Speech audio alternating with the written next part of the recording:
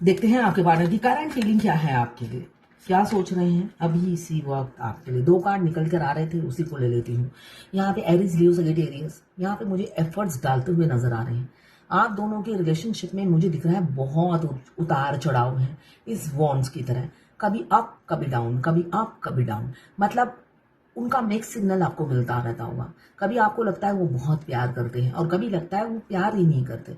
आपको समझ में नहीं आता उनके मिक्स सिग्नल की वजह से कि वो चाहते क्या है। आप हमेशा परेशान रहते हो कि वो आखिर चाहते क्या है या चाहती क्या है। तो यहाँ पे मुझे दिख रहा है कंफ्यूजन, केतु देव का कार्ड है, तो बहुत कंफ्यूज खुद भी रहते हैं और आपको भी पजल करके रखा हुआ है। 7 नंबर आपके लिए इंपॉर्टेंट हो सकता है। एक कार्ड और आ रहा था, किसी किसी की ये पास्ट की बातें हैं, है ना। पास्ट में ऐसा आपको मिक्स सिग्नल देते रहते थे, अब उसी पीड़ा से गुजर रहे हैं। क्यों आपको मैनिपुलेट किया, क्यों आपसे माइंड गेम खेला, क्यों आपको मिक्स सिग्नल देते रहते थे। अब दर्द में है, अपनी हरकतों से वो कभी बाज नहीं आए, मगर अब सोच सोच कर बहुत तकलीफ हो रही है कि आपको क्यों ऐसे भ्रमित करके रखा, क्यों ऐसे पजल करके रखा, क्यों माइंड गेम खेला, क्यों एफर्ट्स नहीं डाला। आप पीड़ा से गुजरते हुए नजर आ रहे हैं। यहाँ पे लिब्रा, जेमिनी, एक्वेरियस 10 नंबर आपके लिए इंपॉर्टेंट हो सकता है। क्लेम करने के लिए 1176 लिखिए। साथ में मेरे चैनल में नए हैं तो सब्सक्राइब जरूर कर दीजिएगा। किसी किसी पर ब्लैक मैजिक भी दिख रहा है, आपके पार्टनर पर ब्लैक मैजिक हो सकता है। ये कलेक्टिव लोगों के लिए होगा ब्लैक मैजिक, ठीक है ना, सभी पर नहीं होता है। तो जनरल रीडिंग है, किसी से 20, किसी से 40, किसी से 60, किसी से 80 और किसी से 90 रेजोनेट करेगी। जितना आपसे रेजोनेट करें उतनी ही लें, बाकी जाने दें, वो दूसरी राशि के लोगों के लिए होगा। लड़का लड़की सभी के लिए एक रीडिंग है। Extra marital affair, twin flame, same gender में अगर आपको प्यार है तो आप ही के लिए है। और transgender, twin flame same gender में भी होते हैं, दोनों लड़का या दोनों लड़की हो सकते हैं, और ट्रांसजेंडर भी ट्विन फ्लेम होते हैं। मैं पर्सनल रीडिंग और ट्विन फ्लेम जर्नी गाइडेंस देती हूँ। मैं खुद ट्विन फ्लेम हूँ। रीडिंग और गाइडेंस के लिए आप मुझे व्हाट्सएप पे मैसेज कीजिएगा, चार्जेस बता दूंगी। जब आप उस रीडिंग तक पहुंचे, अपने पार्टनर का 3 बार नाम लीजिए, उनकी पिक्चर विजुलाइज कीजिए और फिर देखिए इसमें उनकी एनर्जी पिक होगी। कुछ लोग दोनों ही अनमैरिड होंगे, कुछ लोग एक मैरिड एक अनमैरिड, और कुछ लोग दोनों ही सिंगल होंगे। ये आखिरी में कार्ड आया है किंग ऑफ कप्स, जस्टिस नहीं, जजमेंट, द टावर और द लवर्स। तो यहां पे मुझे एफर्ट्स की हमेशा कमी थी। एक सोल कनेक्शन, आखिरी का कार्ड लवर्स, द लवर्स, जो बता रहा है बहुत से लोग पास्ट लाइफ कनेक्शन है, ट्विन फ्लेम हो सकते हैं। ट्विन फ्लेम पास्ट लाइफ से कनेक्टेड होते हैं। पास्ट लाइफ में आप दोनों हस्बैंड वाइफ थे, भाई बहन नहीं थे। मैं हर बार यही कहती हूँ, बहुत से लोगों को मैं बताती हूँ, उसके बाद मतलब होता ना, वेले बैठे हैं तो 50 क्वेश्चन पूछ लेते हैं। तो सिर्फ ये कंफर्म है कि हम पति पत्नी थे। मेरा काम है बताना, मानना ना मानना आपका काम है।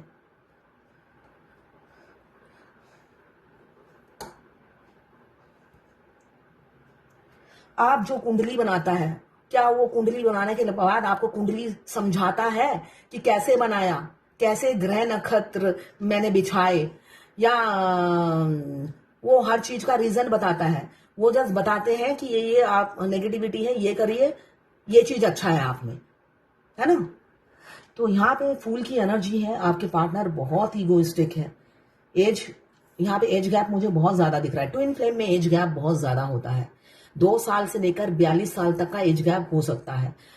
स्पेशली जो फीमेल होती है वो बड़ी होती है अपने मस्कुलाइन से, और 95% वो शादी के बाद मिलते हैं। 5% ही ऐसे होते हैं जो दोनों ही सिंगल है मगर फिर भी उनकी शादी नहीं होती है, या एक मैरिड एक अनमैरिड है। शादी किसी भी हालत में मिलते साथ नहीं होती है। जब तक आप अपने पिछले जन्म के बैगेज नहीं उतारोगे, शादी नहीं होती है। ये आप मानकर चलिए, बेशक आप अनमैरिड हो। अगर अनमैरिड डिवाइन मस्कुलाइन 42 से नीचे है एज, तो उनकी पहली शादी किसी और से होती है, आपसे नहीं होती। ये जर्नी बहुत पेनफुल है, दर्दनाक है। यहाँ पे मुझे दिख रहा है फूल की एनर्जी है। आपके पार्टनर को कमिटमेंट से भागने वाले इंसान है, फ्रीडम वाली लाइफ पसंद करते हैं, एडवेंचर पसंद करते हैं, फूलिश जैसा बिहेव करते हैं, है ना। वैसे इनोसेंट है, बहुत मासूम से आपको लगेंगे कभी कभी, मगर या वो आपको फूल बनाने की कोशिश करते हैं मगर खुद ही बन जाते हैं। केयर फ्री रहना पसंद करते हैं, केयरलेसनेस बहुत ज्यादा है आपके प्रति। फैमिली को तो कंधे पे लेकर चलते हैं, आपके प्रति उनका केयरलेसनेस है, इसलिए कि आप जाओ भाड़ में, उनकी एनर्जी ऐसी होती है। मगर फैमिली कंधों पे सवार हमेशा साथ लेके जाते हैं, उन गुलाब का फूल साथों में ले जाते हैं। फैमिली मतलब उनके लिए अमृत के समान है, और आप हो पत्थर या पैरों की धूल। तो ईगो में रहते हैं, कमिटमेंट नहीं देते, जब भी आप कमिटमेंट मांगोगे भाग जाएंगे। तो ऐसी एनर्जी मुझे दिख रही है, और जब आप कमिटमेंट मांगोगे आपको धोखा मिलेगा, झगड़े होंगे, आर्गूमेंट होगी, तब आपको पता चल जाएगा कि फीलिंग्स वाइफ के लिए या गर्लफ्रेंड के लिए ज्यादा है, आपके लिए कम है, या हस्बैंड के लिए ज्यादा है। इसलिए कि मास्कुलाइन फीमेल बॉडी में भी होता है, ट्रांसजेंडर बॉडी में भी होता है। तो यहाँ पे आपका प्रपोजल ठुकरा कर, आप यहाँ पे मुझे किसी किसी का दिख रहा है, आप दोनों में को मिक्स, आप अपने पार्टनर से मिक्स सिग्नल पा रहे हो, मिक्स एनर्जी आप रिसीव करते हो। कभी वो बहुत अच्छा बिहेव करते हैं, बहुत खराब, कभी कभी बहुत खराब बिहेव करते हैं। अभी अगर ऐसी सिचुएशन, ऐसी एनर्जी आपकी और आपके पार्टनर की चल रही है, तो समझ लीजिए अभी कुछ ही दिनों में आप दोनों का रिलेशनशिप का डेथ होने वाला है। वो थर्ड पार्टी के साथ रहेंगे और आपसे आर्गूमेंट होगी, कम्युनिकेशन मिसअंडरस्टैंडिंग कुछ क्रिएट होने वाली है आप दोनों के बीच में, और सडनली वो पीछे आपके खंजर ऐसे मारकर निकल जाएंगे और कंफर्ट जोन में रहेंगे। एफर्ट्स नहीं डालेंगे आपके साथ, एफर्ट्स नहीं डालेंगे आपके साथ, और आप ऐसे पैरों पे गिर भी जाओगे तब भी वो आपको स्वीकारेंगे नहीं, अपनी फैमिली को चुनेंगे। ये किसी एक की एनर्जी है। अब दूसरे की एनर्जी क्या है? अभी जिसकी एनर्जी मैंने बताई उन्हीं की मैं बताती हूँ। मदर फिगर या कोई फादर फिगर है जो उन्हें कंट्रोल करता है, ठीक है। उनके बच्चे की माँ या उनकी माँ कोई ना कोई, या उनके पापा कोई ना कोई है जो उन्हें कंट्रोल करता है, जिस वजह से ये आप दोनों में मिसअंडरस्टैंडिंग क्रिएट होगी और वो अपनी वाइफ को चुनेंगे या अपने पति को चुनेंगे या गर्लफ्रेंड को चुनेंगे, ठीक है। अब एक की एनर्जी ये है कि वो द लवर्स, उन्होंने पास्ट में एफर्ट्स नहीं डाला, अब आप दोनों का रीयूनियन का टाइम आ गया है। आपके पार्टनर पूरी तरीके से ट्रांसफॉर्म हो चुके हैं, आप टर्निंग पॉइंट पे खड़े हैं, यूनियन में आने के लिए बिल्कुल तैयार हैं।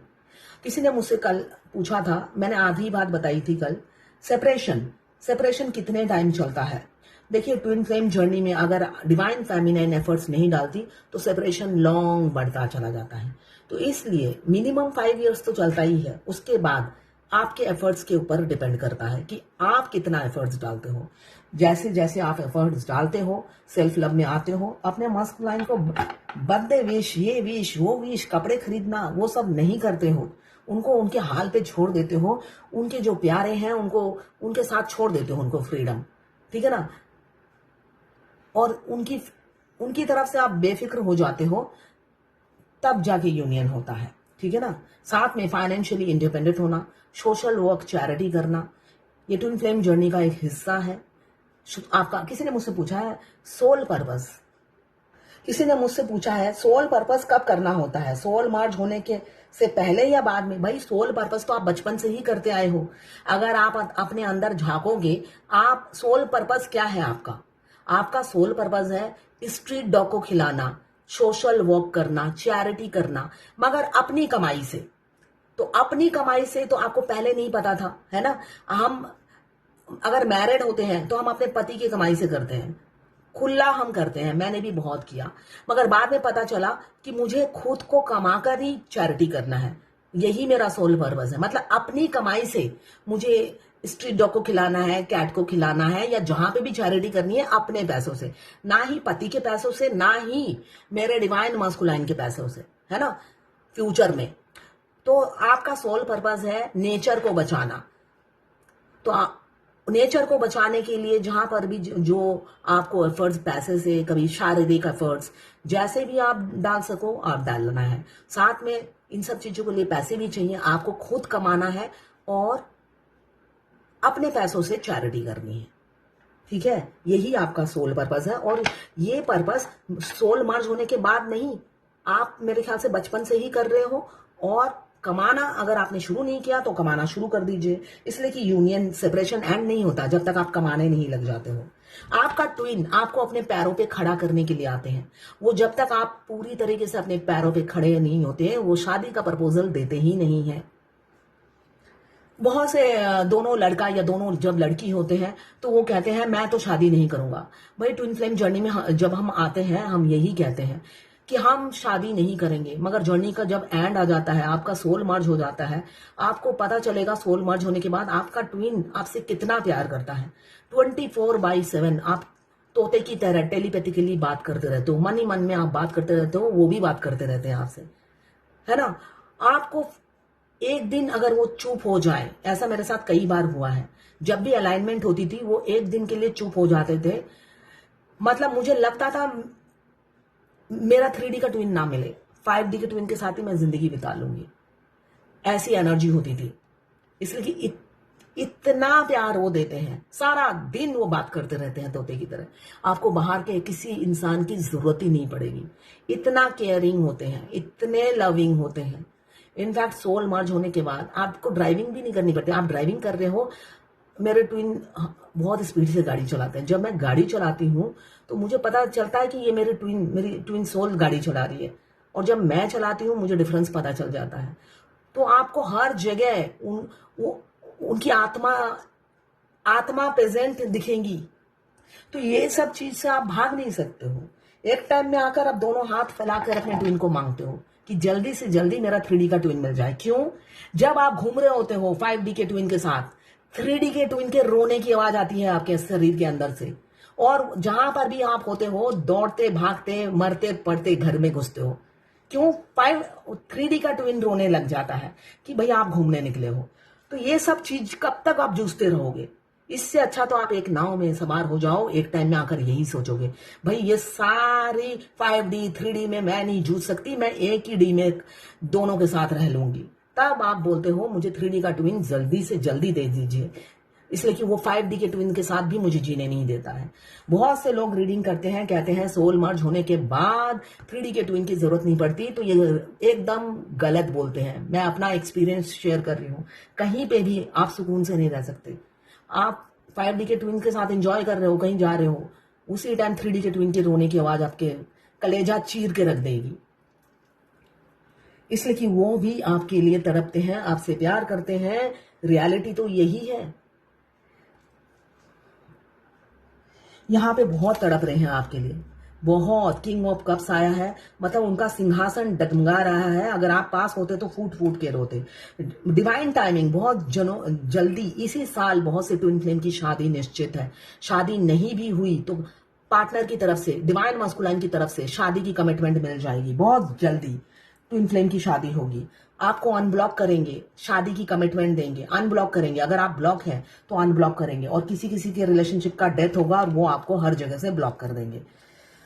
लवर्स तो देखिए, इंटेंस लव 5D में आप दोनों एक दूसरे से कनेक्टेड हो, मगर 3D में हो सकता है दूरियां हो। किसी किसी के पार्टनर मुझे कैरेक्टरलेस दिख रहे हैं, तो हो सकता है मल्टीपल अफेयर हो। यहां से आपके साथ भी रिलेशनशिप बनाए हुए हैं और वाइफ के साथ भी फिजिकल हो रहे हो, ऐसा दिख रहा है। लवर्स का कार्ड के कई मीनिंग है, तो उसमें से एक मीनिंग ये भी है। अब देखते हैं एंजल की क्या गाइडेंस है।